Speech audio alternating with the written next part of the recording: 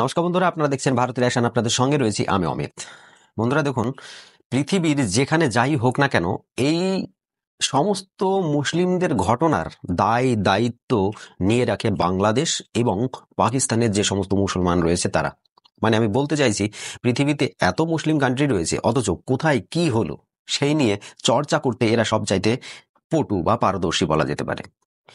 সম্প্রতি একটা ঘটনা ঘটেছে সৌদি আরবের রিয়াদে একটা ফ্যাশন শোতে। সেখানে অবভিয়াসলি ফ্যাশন শো হলে সেখানে বিভিন্ন রকমের ইউনিফর্ম, বিভিন্ন রকম ড্রেস পরে সেখানে পারফরমেন্স করতে দেখা যায় তাদেরকে, এবং বিভিন্ন রকমের যারা সেলিব্রিটি রয়েছে তারা এসে সেখানে পারফর্ম করে।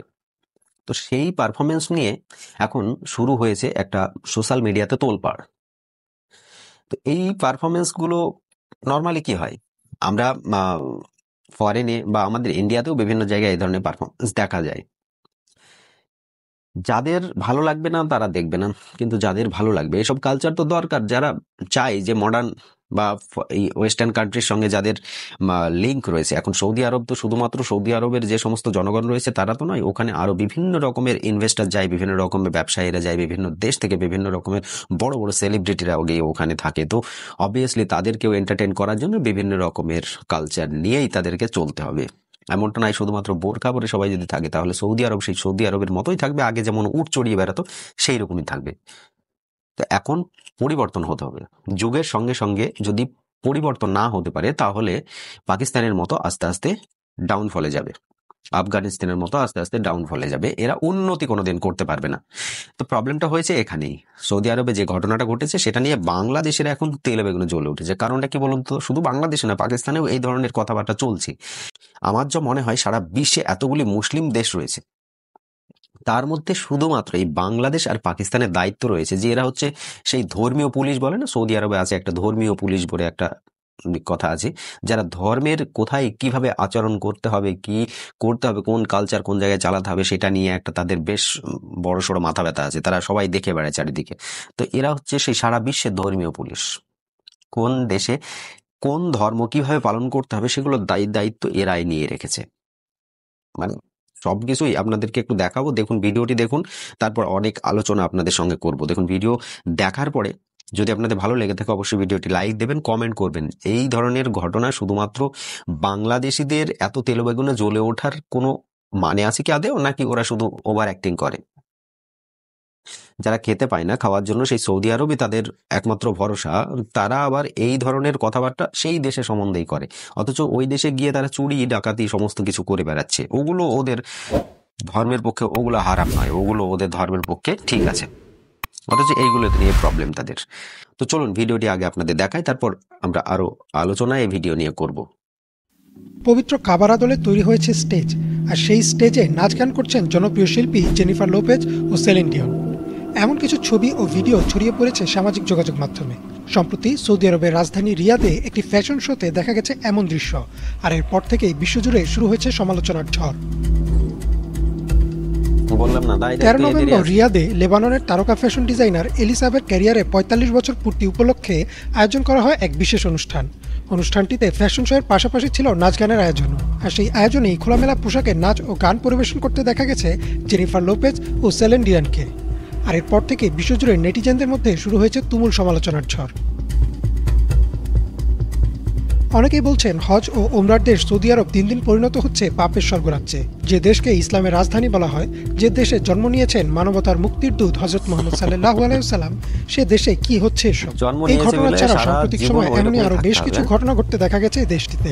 2022-23 অর্থ বছরের সৌদিতে 900 মিলিয়ন রিয়াল মূল্যের সিনেমার টিকিট বিক্রি হয় বাংলাদেশি মুদ্রায়, যার মান হয় প্রায় 60 লক্ষ কোটি টাকা। ভবিষ্যতে কিভাবে এই সংখ্যা আরও বাড়ানো যায় তার জন্য সৌদি ফিল্ম কমিশন গঠন করেছেন মোহাম্মদ বিন সালমান। দেশটিতে বর্তমানে 69টি হল রয়েছে, যাতে 627টি পর্দায় প্রতিনিয়ত চলছে হলিউড ও বলিউডের সিনেমা। আর এসব সিনেমা মুসলিম সংস্কৃতি থেকে কতটা দূরে তা বলাই বাহুল্য। সম্প্রতি রুমি আল কাহতানি নামের এক সৌদি মডেল মিস ইউনিভার্স প্রতিযোগিতায় অংশগ্রহণ করেন, যেখানে তাকে খোলামেলা পোশাকে কালেমা খচিত সৌদি আরবের পতাকা হাতে দেখা যায়। এই ছবিও সামাজিক মাধ্যমে তুলেছিল সমালোচনার ঝড়। এছাড়াও ইসলামে যেখানে মদ পান করা কঠোরভাবে নিষিদ্ধ, সেখানে সম্প্রতি বার খুলে মদ বিক্রির সিদ্ধান্ত নিয়েছে সৌদি সরকার। যদিও আপাতত এই বারে প্রবেশের অনুমতি পাবে শুধুমাত্র অমুসলিম বিদেশি কূটনীতিকরা। শুধু মদ বা সিনেমা না, সৌদিতে নিয়মিত হচ্ছে পপ কনসার্টও। বিশ্বখ্যাত বিভিন্ন পপ তারকা, জাস্টিন বিবার, এমনকি কোরিয়ান পপ ব্যান্ড বিটিএস এরও কনসার্ট হয় দেশটিতে। বিভিন্ন ছবি ও ভিডিওতে দেখা যায় কালেমার পতাকা সামনে নিয়েই দিব্যি চলছে পপ কনসার্ট। এছাড়াও নিয়মিত হচ্ছে বিভিন্ন শো, যাতে হলিউড বলিউডের তারকারা পারফর্ম করে থাকেন। এছাড়াও আরও একটা ঘটনা নজরে আসে বেশ কিছুদিন আগে। সৌদি আরবে পালিত হচ্ছে পশ্চিমা উৎসব হ্যালোইন। সামাজিক যোগাযোগ মাধ্যম ও বিশ্বের বিভিন্ন গণমাধ্যমে প্রকাশ পাওয়া ছবিতে দেখা যায় সেখানকার বাসিন্দারা উদ্ভট পোশাকে শয়তান বা প্রেতের সাজে রাস্তায় রাস্তায় ঘুরে বেড়াচ্ছেন আর হ্যালোইন উৎসব পালন করছেন। এই উৎসব ইসলামের মৌলিক শিক্ষার সাথে সাংঘর্ষিক, তবুও তা পালিত হচ্ছে সৌদিতে। মুসলিম জাতির জন্য সবচেয়ে পবিত্রতম দুই স্থান মক্কা ও মদিনা, যে দেশে শুয়ে আছেন বিশ্বনবী মুহাম্মদ সাল্লাল্লাহু আলাইহি ওয়াসাল্লাম, যে ভূমিতে জন্ম নিয়েছেন সাহাবা ইকরামরা, যে দেশের পতাকায় রয়েছে পবিত্র কালেমা, সে দেশ এখন পরিণত হয়েছে পাপের স্বর্গরাজ্যে। নেটিজেনদের অনেকেই প্রশ্ন তুলছেন যে এগুলো কি পৃথিবী ধ্বংসের আলামত? ইমরান মাহমুদ, বাংলা ভিশন।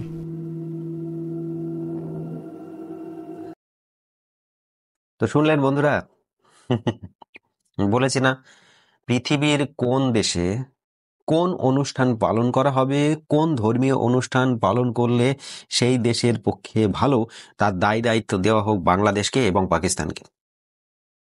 ওখানকার মানুষ সকলকে জানাবে, সকলকে বলবে যে এই অনুষ্ঠান তুমি করতে পারবে না, ওই অনুষ্ঠানটি তুমি করতে পারবে না, এইটা তোমার জন্য পারফেক্ট, ওইটা তোমার জন্য পারফেক্ট না। ভাই, সৌদি আরবের লোক তোদেরকে মুসলিম হিসাবে ধরেই না, নিচু জাতির মুসলিম ধরে। তোদের হাতে ছোঁয়া ঠিকঠাক নেবে না ওরা। তোরা ওদেরকে লেকচার দিচ্ছিস। এমবিএস নামে পরিচিত মোহাম্মদ বিন সালমান,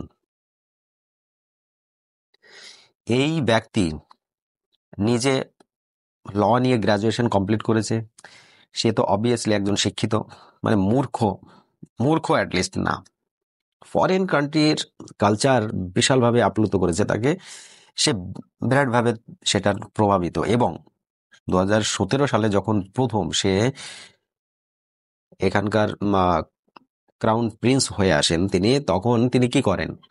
আসা মাত্রই যে ধর্মীয় পুলিশ রয়েছে সৌদি আরবে, ধর্মীয় পুলিশ সকলেই জানবে যে ধর্ম কিভাবে পালন করতে হবে, কোন কোন জায়গায় ধর্ম কিভাবে পালন করতে হবে, এবং এই পালনের সঠিক রীতিনীতি তারাই মেনে দেবে, যে হ্যাঁ, বেঁধে দেবে যে এইটা হচ্ছে এই করতে হবে, তোমাদেরকে এইটা করতে হবে, এটা পড়তে হবে, এইভাবে পড়তে হবে।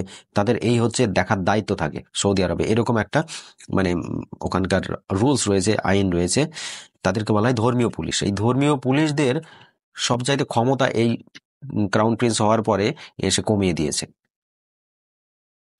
আর অনেক দুর্নীতি হতো, সেই দুর্নীতিগ্রস্ত সেই সমস্ত মানুষদেরকে মানে তদন্ত করে তাদেরকে ওখানে জেলবন্দি করে দিয়েছে। সৌদি আরবের এই প্রিন্সেরই কথা, যারা এর আগে একটা ভাষণে তিনি বলেছিলেন যে কোরআন অনুযায়ী আমাদের চলতে গেলে হবে না, কারণ কোরআন হচ্ছে নিজের ধর্ম, অথচ দেশ চালাতে গেলে আমাকে অন্য একটা জায়গা নিয়ে চলতে হবে। তাই এই কোরআন, তুমি নিজের ধর্ম নিজে পালন করতে পারো, তার মানে এমন নয় যে তুমি তোমার ধর্মকে সবার মাথার উপরে তুমি চাপিয়ে দেবে।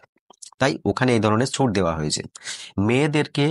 মেয়েদের যে একমাত্র শিক্ষা ছিল সেসবগুলো আরো এক্সপ্লেন করা হয়েছে। মেয়েদের সম্বন্ধে যে বিধি নিষেধ ছিল, যেগুলো মেয়েরা করতে পারবে না, মেয়েদেরকে ফ্রি করে দিয়েছে। আরো মেয়েরা এই ধরনের মডেলিং এ জয়েন করতে পারবে, মেয়েরা স্পোর্টস করতে পারবে, যেগুলো আগে সৌদি আরবে কিন্তু বারণ ছিল, বিধিনিষেধ ছিল। তো এই জিনিসগুলো আসা মাত্রই এই ব্যক্তি কিন্তু বিশাল ফেমাস হয়েছে অল ওভার দ্য ওয়ার্ল্ডে। এবং ফরেন কান্ট্রির যে ফরেন কালচার, আপনারা এই যে হ্যালোইনটা শুনলেন, হ্যালোইন অবভিয়াসলি সে খুব ফরেনের যে কালচার সেটার উপরে খুব বিশালভাবে আপ্লুত। তাই এই ধরনের ফরেনের কালচারগুলোকে সে অ্যাডপ্ট করে তাদের দেশে দেখায়। ভাই, সৌদি আরব ভবিষ্যৎ দিনে হতে যাচ্ছে একটা টুরিস্ট স্পট বা ট্যুরিজম কান্ট্রি হিসাবে। তো সারা বছর সারা জীবন তারা এই তেলের উপর ডিপেন্ডেন্ট থাকবে না। তো তেল যদি তাদের ফুরিয়ে যায়, তাহলে তাদের দেশের ইনকামের সোর্স করতে হবে, ওরা চাইছে যে ট্যুরিজমের ওপর। তা ট্যুরিজম যদি করতে হয় ভাই, তোমাকে তো এই সব কালচারগুলো ওখানে অ্যাডপ্ট করতেই হবে। ট্যুরিজম করতে গেলে এইসব কালচার যদি না থাকে, তাহলে আমি একজন হিন্দু, আমি যদি আমার কালচারের ঠিকঠাক ওখানে ব্যবস্থা না পাই, তাহলে আমি কি করতে যাব? আমি যদি আমার ফুড ওখানে গিয়ে খেতে না পাই, আমি যদি ননভেজ ফুড ওখানে না পাই, তাহলে আমি কেন ঘুরতে যাব সে জায়গায়? সেই এলাকায় কি আমি ঘুরতে যাব? মোটেই যাব না। তো এইরকম ইকো ফ্রেন্ডলি করার জন্য এই ব্যবস্থাগুলো নেওয়া হচ্ছে। সে চাইছে যে সৌদি আরবকে একটা জায়গায় নিয়ে যাওয়ার, একটা পজিশনে নিয়ে যাওয়ার। তোমাদের মধ্যে এই ধর্মভীরুতা নিয়ে, ধর্ম কাট্টারতা নিয়ে তারা বসে নেই, তারা উন্নতি করতে শিখেছে। আজকে বাংলাদেশ যে উন্নতির শিখরে যাচ্ছিল, তা কি কারণে যাচ্ছিল? বাংলাদেশের যে হিন্দু মুসলমান সকলে একসঙ্গে ছিল, তাদের কালচার একটা আলাদা ছিল। এখন কি হয়েছে? আমরা চিরদিন জানি বাংলাদেশের মানুষ কি পরে থাকে, বাঙালিরা শাড়ি পরে থাকে। শাড়ি হচ্ছে বাংলাদেশের, এবং লুঙ্গি, ছেলেরা যারা থাকে তারা লুঙ্গি পরে। তো শাড়ি, ধুতি, পাঞ্জাবি, লুঙ্গি এগুলোই তাদের কালচার ছিল। এখন বর্তমানে কি হয়ে গেছে, ওখানে সালোয়ার কামিজ চলে এসেছে, এবং বোরখা, বোরখা তো মানে মাস্ট। আগে কি হতো, মানুষ যারা মেয়েরা ছিল তারা শাড়ি পরতো, এবং শাড়ির ঘোমটাটা একটু বেশি করে টেনে দিত তারা। এটা হচ্ছে বাংলাদেশের সেই সময়কার কালচার ছিল, যে কালচারটা এখন তারা আস্তে আস্তে নষ্ট করে ফেলেছে, একদম শেষ করে ফেলেছে, বিলুপ্ত হয়ে যাচ্ছে আস্তে আস্তে। পাকিস্তানের যে কালচার তারা অ্যাডপ্ট করছে। পাকিস্তানের কালচার কি? পাকিস্তানের কালচার ওই যে বলে, তোমার চোখ মুখ নাক কেউ যেন দেখতে না পায়, সেই রকম ব্যবস্থা করে থাকবে। তোমাকে এমন ভাবে বোরকা পড়তে হবে, হিজাব এমন ভাবে পড়তে হবে যেন কেউ তোমার শরীরের কোনো একটা সিঙ্গেল অঙ্গ দেখতে না পায়। এমবিএস এই মোহাম্মদ বিন সালমান কিন্তু আরো একটা কথা বলেছে, তাদের আয়াতে, তাদের যে আয়াত রয়েছে, কিছু আয়াতের মধ্যে মডিফাই করারও দরকার আছে। এই কথাটা অনেকদিন আগে আমরা শুনছিলাম, এই কথাটা তার মধ্যে একটা, সে নাকি একটা আলোচনা করেছে। জানি না সেটা আদৌ ইমপ্লিমেন্ট হয়েছে কিনা, কিন্তু এরকম একটা রুমার এসেছিল, এরকম একটা নিউজ কিন্তু পাবলিশ হয়েছিল। তো সবকিছু তারা নিজেদের লেভেলে তারা কমপ্লিট করছে, যে এইটা ভুল ছিল, এটা আমরা শুধরাচ্ছি। কারণ ভবিষ্যতে অন্যান্য দেশের সঙ্গে, অন্যান্য কালচারের সঙ্গে, এবং অন্যান্য মানুষদেরকে নিজের দেশে অ্যাট্রাক্ট করার জন্য তাদেরকে কিন্তু এই সমস্ত ব্যবস্থাগুলো নিতে হবে। যে ব্যবস্থাটা বাংলাদেশ নিচ্ছে না, পাকিস্তান নিচ্ছে না, তাই এরা অবনতির পথে যাচ্ছে। আফগানিস্তান নিচ্ছে না, তাই এদের ইকোনমি ডাউনের দিকে যাচ্ছে। বাংলাদেশ একসময় উন্নতির দিকে যাচ্ছিল, এখন আস্তে আস্তে ডাউনের দিকে যাচ্ছে। কারণ কি? এই কাট্টারতা, যখনই মনের মধ্যে এই কাট্টারপন্থী একটা ভাব চলে আসবে, তখনই কিন্তু সেই দেশের অবনতি পাক্কা। আমরা একটা লোকাল যে সমস্ত ব্যবসায়ীরা থাকে, আমিও ছোটখাটো একটা বিজনেস করি, একটা ছোট্ট আমার ব্যবসা রয়েছে, এবং আরো যারা লোকাল ব্যবসায়ী রয়েছে, তারা বলে যে একটা মার্কেট কখন ভালোভাবে স্ট্যান্ড করে, একটা মার্কেট কখন ওপরের দিকে ওঠে, যখন সেই মার্কেটে সকল ধর্মের মানুষ বসবাস করে। সেখানে যখন সকল ধর্মের মানুষ আসবে, তখনই সেই মার্কেটটা ওপরের দিকে উঠবে। এবার যদি সকল ধর্মের মানুষ একটা মার্কেটে না আসে, তাহলে বছরের পার্টিকুলার একটা টাইমেই সেখানে বেচা কেনা হবে, তাহলে সেই মার্কেট ওপরে উঠবে না। তাই তুমি যদি একটা ধর্ম নিয়ে পড়ে থাকো, তাহলে কিন্তু তোমার ইকোনমি আস্তে আস্তে ডাউনের দিকে যাবে। অবভিয়াসলি অন্য কোনো ধর্মের মানুষ তোমার দেশে যাবেই না, তারা ইনভেস্ট করবে না, তারা কোনো রকম ট্যুরিজমের জন্য যাবে না, তো তোমার ইকোনমি বুস্ট করবে না। তো ব্যাপারটা হচ্ছে ওখানেই, তোমাকে সারা পৃথিবীর সঙ্গে তাল মিলিয়ে চলতে গেলে তোমাকে ওইভাবেই চলতে হবে।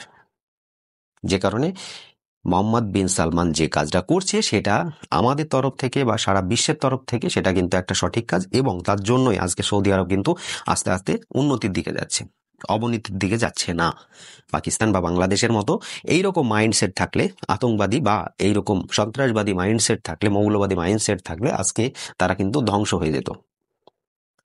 তাদের প্রিন্সের মুখ থেকে কিছু কথা বেরিয়েছিল যে একসময় আমাদের সৌদি আরবের, আমাদের বাপ দাদারা একটা সময় কি করতো, উট চালাতো, মানে উট চড়াতো, উট চড়িয়ে তাদের জীবিকা বের করতো। সেই সময় কিন্তু এত কিছু ছিল না। তারপর তারপর তাদের যে সমস্ত নেক্সট যারা আসলো জেনারেশন, সেখানে টাকা হলো, অয়েল উৎপাদন করা শিখলো, তারা দেখলো। তারপরে কি হলো, সেখানকার মানুষ আস্তে আস্তে আস্তে আস্তে ডেভেলপ হলো। এবার যদি শুধুমাত্র এর উপরেই বসে থাকে, অয়েলের উপরেই, যদি তেলের উপরেই, যদি তারা কাঁচা তেলের উপরে বেশি ডিপেন্ডেন্ট হয়ে যায়, তাহলে ভবিষ্যৎ দিনে আবারও তাদেরকে ওই উটের পিঠে চড়েই ঘুরে বেড়াতে হবে। তাদের আর এই যে এখনকার যে লাক্সারিয়াস একটা যে লাইফ, সেটা তারা কোনোদিন দেখতে পাবে না। তো এই কথাটা কিন্তু আসলেও তাই। আমার বাপ দাদা বা আমাদের সমাজে হয়তো অনেক রাজরাজারা রয়েছে, যাদের পরিবারের এখন কিছু হয়তো জেনারেশন রয়েছে, তারা এখন চাকরি করছে, তাদের কিন্তু সেই পরিমাণে আর টাকা পয়সা নেই। অনেক জমিদার রয়েছে, তাদের ছেলেপিলেরা এখন হয়তো কোনো কোম্পানি জব করছে। তো এইরকম হয়েছে, কারণ কি সেই সময় অনেক টাকা পয়সা দিল, তার ছেলে বসে বসে খেয়েছে, খেয়ে সব ধ্বংস করে ফেলেছে। এখন কি হয়েছে, সীমিত কিছু পরিমাণে জমি জায়গা টাকা পয়সা রয়েছে, এবং তারা ওই জব করে, কোম্পানি জব করে তাদের জীবিকা মানে যে অবভিয়াসলি লাইফস্টাইল তাদের তো সেই ধরনেরই থাকে, তো ওই রকম আর কি। দেখুন, যে কোনো কাজ করতে গেলে শুধুমাত্র একদিক দিক বিবেচনা করলে হবে না, আমাকে আগামী 50 বছরের কথা ভেবে চিন্তেই করতে হবে। আর এইটা কিন্তু সৌদি আরবের এই ক্রাউন প্রিন্স সে কিন্তু খুব ভালোভাবে করছে, আমরা অবশ্যই তাকে সাপোর্ট করি। আর এইরকম যে ডিসিশনগুলো এগুলো আরো কয়েক বছর আগে নেওয়ার দরকার ছিল, তাতে অন্য মুসলিম কান্ট্রি কি বললো না বললো সেতে তার কান দিয়ে কোনো লাভ নেই, আমার যা মনে হয়। আপনাদের কি মতামত অবশ্যই সেটা কমেন্ট বক্সে আপনারা জানাবেন। আপনাদের সঙ্গে এতক্ষণ আমি যে কথাগুলো বললাম, আমার এই মতে যদি আপনারা একমত হন সেটাও আপনারা অবশ্যই জানাবেন। আর আমার ভিডিওটি যদি আপনাদের ভালো লেগে থাকে অবশ্যই একটি লাইক করে দেবেন, শেয়ার করে আরো সকলের কাছে পৌঁছিয়ে দেবেন। আমার চ্যানেলটি সাবস্ক্রাইব করুন, পাশে থাকা বেল আইকনটি বাজিয়ে দিন, কারণ আমি যদি ভিডিও আপলোড করি তাহলে আপনারা ওই বেল আইকন না বাজালে কিন্তু আপনাদের কাছে নোটিফিকেশন যাবে না। তো অবশ্যই ভিডিওটি দেখার জন্য বেল আইকনটি বাজিয়ে রাখবেন। আজকের মতো ভিডিওটি আমি এখানে সমাপ্ত করছি। সকলে ভালো থাকবেন, সুস্থ থাকবেন। ধন্যবাদ।